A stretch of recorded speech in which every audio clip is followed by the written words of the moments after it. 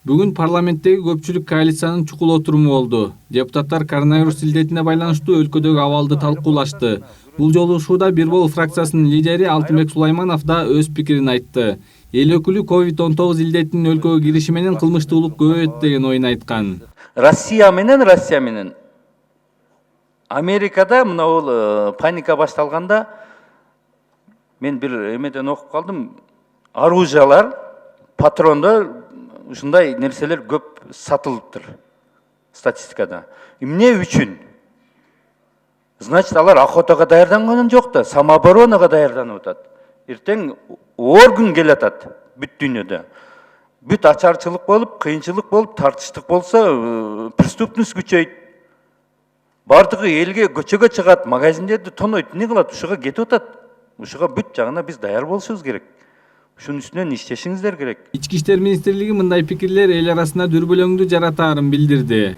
Жогорку Кеңештин депутаты Алтынбек Сулаймановдун билдирүүсү боюнча Ички иштер министрлиги билдирет. Аталган билдирүү чындыкка дал келбейт. Кыргыз Республикасынын Ички иштер министрлиги коомдук тартипти сактоо жана коронавирус илдетинин тарап кетишинин алдын алуу максатында комплекстүү иш-чараларды жүргүзүүдө. Мындан тышкары ички иштер органдарынын кызматкерлери күчөтүлгөн тартипте кызмат өтүп, коомдук тартипти сактоодо кылмыштуулук менен күрөшүү багытында ыкчам ишмердүүлүгүн мыйзам чегинде жүргүзүп келет. Белгиге кетсек, Кыргызстанда коронавирустун катталышы менен ийим күчөтүлгөн режимде иш алып барууда. Өзгөчө кырдаал жарыяланган жерлерге иш-чаралардын кошумча пландары иштелип чыгып, блокпосттор орнотулду. Ички иштер органдарынын кызматкерлери аэропорттогу, темир жол бекеттериндеги жана өткөрүү жайларындагы чет жактан келген элди текшерүүдөгү иштерге тыкыр катышууда. Ички иштер органдарынын кызматкерлери аэропорттордо, темир жол бекеттеринде жана өткөрүү пункттарында фильтрациялоо иш-чараларына катышып жатышат. Коомдук тартипти сактоого тартылган кызматкерлер медициналык бет кап, кол кап, дезинфекциялоочу жабдыктар менен камсыздандырылды. Аймактык бөлүмдөрдө каражаттар менен керектелүүчү күчтөр эсептелип, фильтрациялык блокпосттор жана участкалык объектилер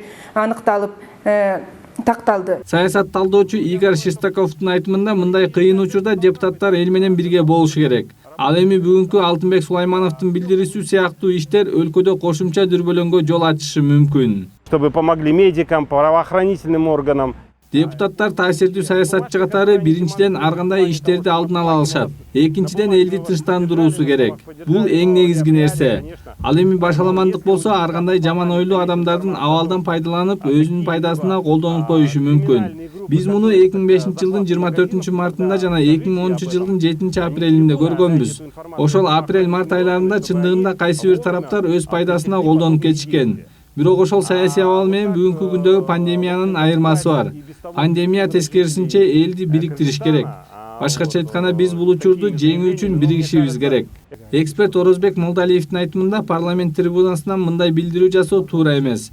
Эгер депутатта укук бузуу жөнүндө кандайдыр бир маалымат болгон күндө дагы көпчүлүк коалициянын жыйынында айтуу туура эмес болгон. Ошон үчүн буга бир жоопкерчилик менен мамиле кылып, элди дүрбөлөңдөтпөш керек. Ок-дарыларды эл көп сатып алып атат, анан магазиндерди тонойт деген сөз бул акылга сыйбай турган иш. Себеби дегенде, ок-дары бул чеснок эмес. Барган кишиге сата бергендей. Ок-дарыны саткан магазинге барсаңыз, охотничий билетиңизди сурайт. Ал жерде жазылып турат, баланчадай мылтыгы бар. Эмеден каттоодон өткөн. Ал уруксатты ким берет мылтык сатып алганга? Ички иштер министрлигинин разрешительный системасы бар. Эксперттер кыйын кезеңде ар дайым биримдик жардам берет дешет. Азыр бүтүндөй өлкө коронавирус менен күрөшүп жаткан чакта бардык бийлик бутактарынын биргелешкен иши маанилүү. Жогорку трибунадан айтылган ар бир сөздү салмактап, этияттоо керек. Канат Жолочиев, Нурдан Карыпбеков, Пирамида.